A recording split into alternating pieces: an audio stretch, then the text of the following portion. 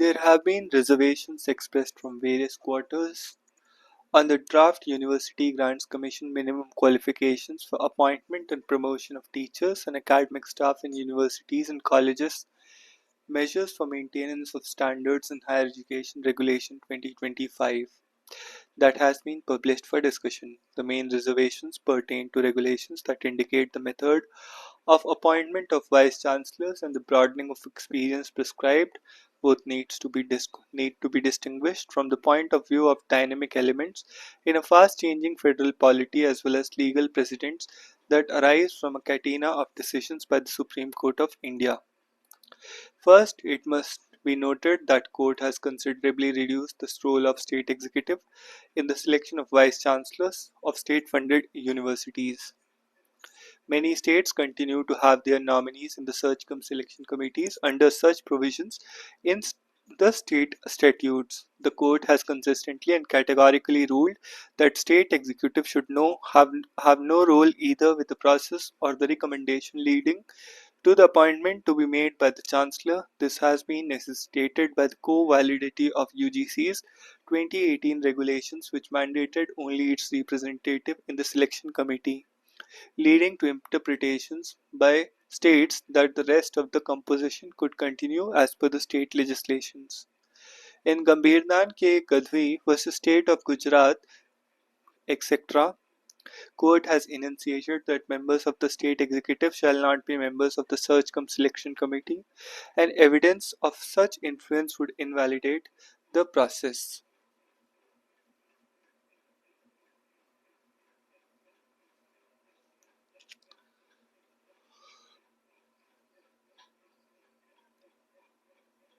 The court has consistently and categorically ruled that state executive should have no role either with the process or the recommendation leading to the appointment to be made by the chancellor.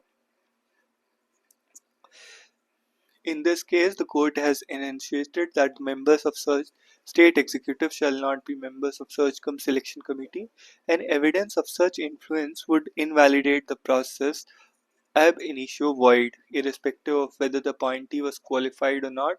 The resultant draft regulation of 2025 limit the search cum selection committee to highly qualified persons who have held the office of VC or equivalent.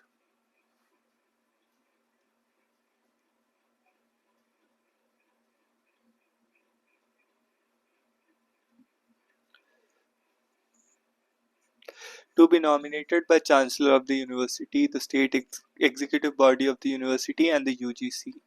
The statutes of the Central University also reveal a similar pattern, where the nominees of the visitor and the university and the UGC, and not the officers or representatives of the Central Executive, conducts the selection. Nevertheless, the state executives have a point that state universities are largely a product of statute of the state legislatures, and that a majority of their funds and efforts have been provided by the state executive. Their mandate also involves regional development and provincial priorities in research and advancement. They have to necessarily feed the state innovation ecosystem and work in tandem with the government scientific and development establishment. The central universities enroll far too low to meet requirements, while private universities could be priced out of reach of many. In this context, there are two ways to look at difficulty stated. Alternatively, the representative of the university executive can be a consensus candidate who is informally approved by the state executive, which is amply represented in the university executive. From the present judicial president, it cannot be a government officer or person who enjoys the direct patronage of the government. However, it is clear that in the light of Kannur University case and the Srijit case of APJ Abdul Kalam Technological University, the powers to consider the shortlisting and recommendation of a name or reappointment will have to remain away from the state or central executive, which is important in preserving the requisite neutrality and impartiality required for the high office of VC. A second option could be, should the UGC consider it to be appropriate to allow the state executive to nominate one member to search cum selection committee in addition to member representing the university executive. In the process of making search cum selection, political personalities tend to have the view that the nominees would echo their master's voice. In the experience of this writer, this is not the case, and August members tend to air sufficiently independent and reasoned views. They do not parrot extraneous views that are unsupported by the record. Here again, the nominee could be stipulated by a former VC or equivalent and not enjoying a position of patronage as required of advisors serving the Union Public Service Commission. Either way, it should not be too difficult to factor in the concerns of the state executive and make the process wholesome and well participated from the state's perspective. It is best to avoid a collision course. The second question, which involves indication to broaden the field of experience of prospective VCs to academically eminent persons who are experienced with public policy, government, public sector, and private industry, need not raise eyebrows. It was a norm followed in the past, which took second place between 2010 and 2018 when there was scriptural reading of the 2010 UGC regulations. Many courts, most notably the Madurai bench, took restrictive views of the prescribed qualification, limiting it to 10 years of professorship or even teaching experience. Post-tertiary education, highly cited and indexed publications, a notable articulation of visionary insights, high communication skills, and ability to network and teamwork, presentability, dynamism, and proof of diverse intellectual achievements, and even sporting traits are well-established international norms that are looked into search of VCs. Various men and women of eminence have graced the high academic office, reflecting their wealth of experience gained in parliaments from public diplomacy, industry, international organizations, public service, non-university institutional research, work in the voluntary sector, from creative writing, performing arts, music, and even sport in India and abroad. Excellence and eminence are not restrictive to academic departments and colleges anymore, restricting the field of choosing a VC to teaching or research professions alone would not be appropriate in a context of rapid change in the dire need to reinvent the Indian university.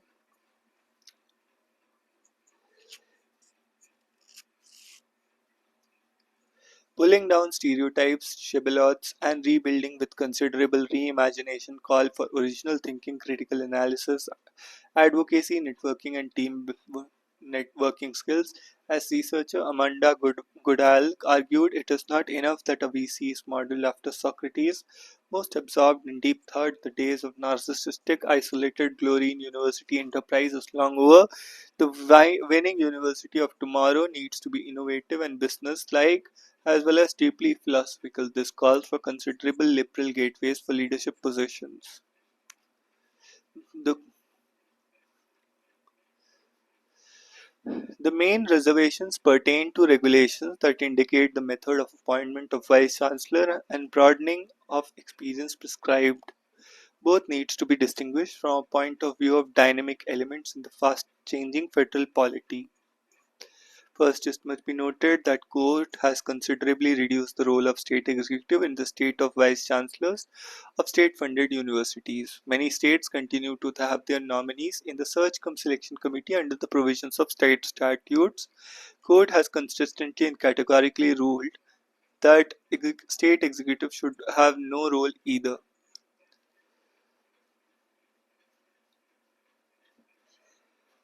Now, the resultant draft regulations of 2025 limit the search cum selection committee to highly qualified persons who have held the office of VC or equivalent to be nominated by the Chancellor of the University, the executive body of the university, and the UGC.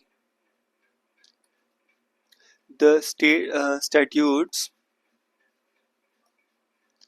of the Central University also reveal a similar pattern, where the nominees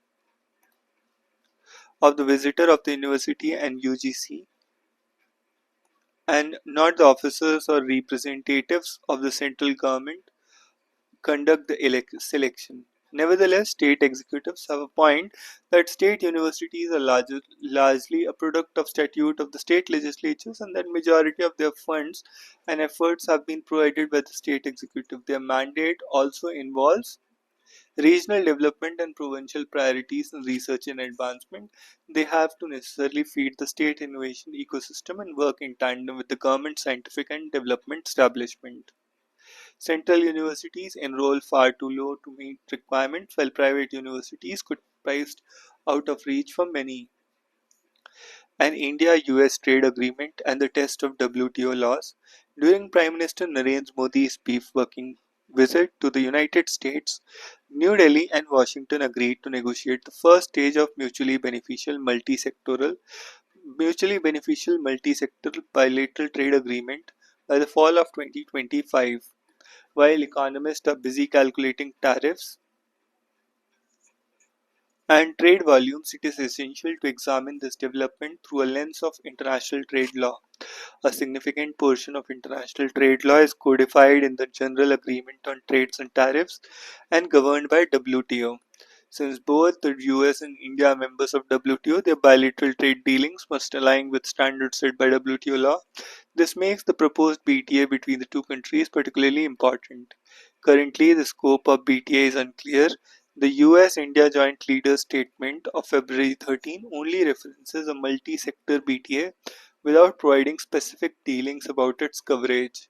It is important to note that the agreement is not labeled as a free trade agreement. However, the terminology is less significant than the actual content of the agreement. The WTO system operates on the most favored nation principle, which prohibits discrimination between trading partners. Therefore, an FTA that grants preferential access to certain countries violates the MFN rule, although countries can still establish FTAs under specific conditions. One of these conditions, outlined in Article 24.8 Clause B of the GATT, requires member countries to eliminate custom duties and other trade barriers on substantially on all trade within the FTA. Although the substantially on all the trade is not defined in the agreement, it is understood that FTA should encompass very high percentage of trade between the member countries. This requirement exists because FTAs are exceptions to the MFN principle, which is a cornerstone of multilateral trading system. Therefore, these exceptions must be tightly controlled and not permitted lightly. The proposed BTA between India and US covers substantially all trade to be legally valid. It also needs to be notified to the WTO. Whether such an agreement will be economically beneficial for India is a topic of debate with differing opinions. Legally speaking, if India and the US reduce tariffs on each other's limited products as part of some bilateral deal without extending similar treatment to other countries, it would violate WTO law.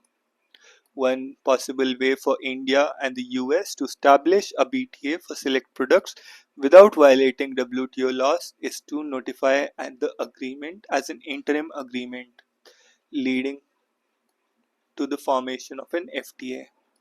Since countries cannot finalize FTAs overnight, Article 24 of GATT permits them to sign interim agreements that pave the way for eventual FTA subject to specific conditions. First, under Article 24.5 of GATT, countries can enter into an interim agreement if it is necessary for forming a free trade area. Second, this interim agreement must include a plan or schedule for establishing an FTA within reasonable time frame, which should typically not exceed 10 years. However, India and US should only notify the proposed BTA as an interim agreement if they genuinely intend to sign an FTA in the future. Using the interim agreement approach solely to buy time while conceding an MFN inconsistent trade deal may be politically expedient but legally indefensible. WTO law provides another exception to the MFN principle in the form of what is known as enabling clause. As per this arrangement, WTO countries can deviate from the MFN principle if it is meant to provide better market access to the products of developing countries. Since the proposed India-US FTA, as one gathers, will see both sides lowering tariffs, it is possibly cannot be called an arrangement falling under the enabling clause. The joint statement categorically talks US welcoming India's recent measures to lower tariffs on products of interest to Washington. This India seems to be providing better market access to American products, which is a contrary to the spirit of trading arrangement that would fall under the enabling clause. US President Donald Trump's problematic consumption of reciprocal tariffs, whereby US will increase tariff rates to align with the tariffs that other nations impose on American goods, violates the core WTO principles of MFN and Special and differential treatment. Special and differential treatment allows developing countries to offer less than full reciprocity in their tariff commitments towards developed countries. Reciprocal tariffs will also violate the US bound tariff rate obligations promise not to impose tariff rates above what is committed at the WTO. Nations such as India, which champion a rule-based trading order, need to actively push back against any dilution of the core WTO principles. The proposed BTA negotiations present a crucial test for India to uphold WTO laws and not capitulate to American pressure. The Indian cricket team's triumphant victory at the Dubai International Cricket Stadium to claim the ICC Champions Trophy highlights India's dominance both off and on the field. On field, India demonstrated its superiority owing over the other participating nations, consistently excelling through the schedule. The team achieved emphatic victories with a perfect balance in both the batting and bowling departments of the field too. India wielded significant influence over the tournament scheduling. India's firm refusal to play in Pakistan led to revised schedule that aligned with its interest. Has any major international sporting event been structured in such a manner? This unprecedented shift was largely driven by viewership demographics, with Indian audiences constituting the majority of the tournament's spectators. While other teams had to travel a lot, it was just a bus ride for the Indian team. But still, this situation does not diminish the cricketing prowess of the Indian team. Rohit Sharma's captaincy reflects an astute cricketing mind. As an individual, he is a source of inspiration to the team as he focuses on the larger picture. The report, two women tour, including Israeli tourists, raped near Karnataka's Hampi, where a group of five adults out stargazing were attacked, and which resulted in one of the adults drowning, is a black spot as far as general safety in India is concerned. There has to be better security as it is such incidents that will be reported in the global media. With new technology available, it should not be a problem ensuring better patrolling even at night. The fact that there is a number of issues that affect tourism in India, there is still no assurance of a trouble free and safe experience in many places for various reasons. Such an ugly incident will definitely affect India's standing in the tourism industry. The government should improve security for tourists by signing an executive order to establish a strategic Bitcoin reserve and US digital asset stockpile. President Trump has taken a significant step towards fulfilling his electoral promise of making the US crypto capital,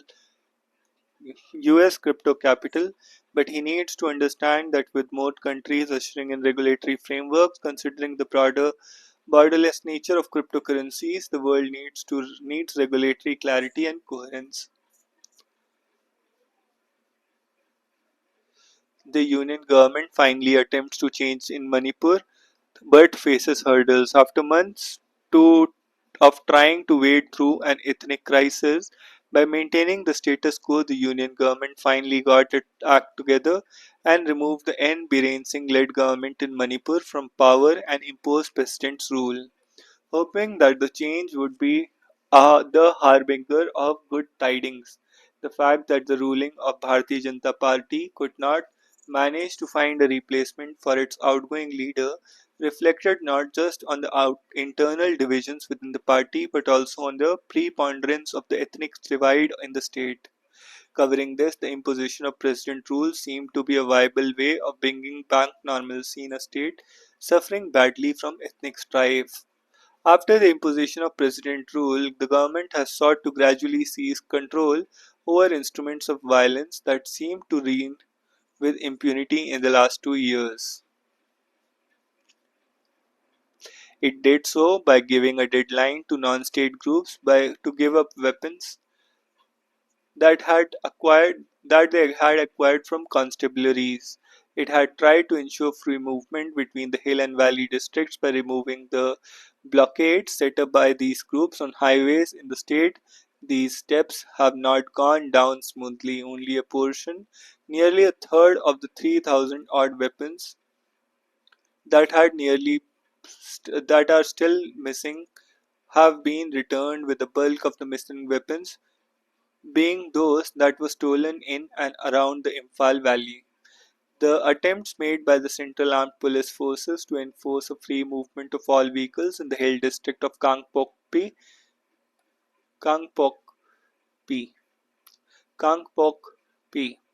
the civil society organization claiming to represent the Kuki-Zo community has warned against the moves for the free movement of people by demanding Union Territory status or separate arrangement for the Kuki-Zo areas as a precondition. This is dangerous ploy, as any such move will only deepen the ethnic strife and will also be resisted by Naga communities living in the hill districts of the state. Government must continue to seek talks with the representatives of both communities while sternly rejecting any threat of violence.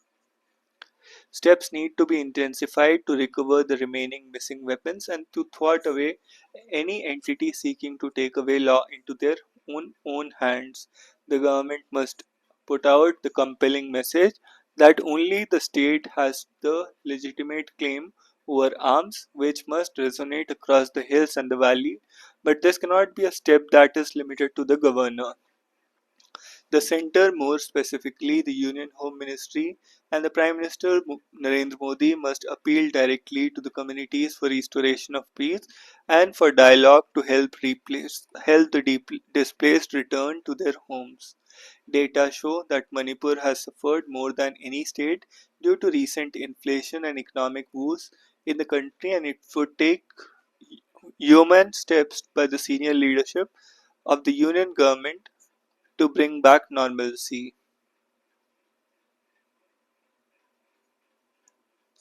Flawed fuel regulations. FSSI proposed Indian nutrition rating, a health star labeling system modeled on the Australia's not so successful benchmark. Half a star means food is at least healthy, and 5-star means it qualifies the healthiest. Income levels of salaried class have stagnated in the recent years. 283 Indians repatriated.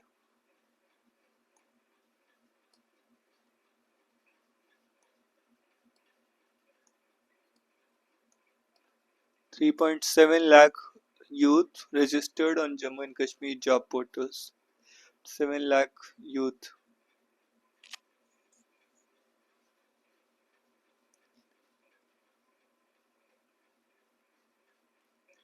So that's all in this edition. See you in the next.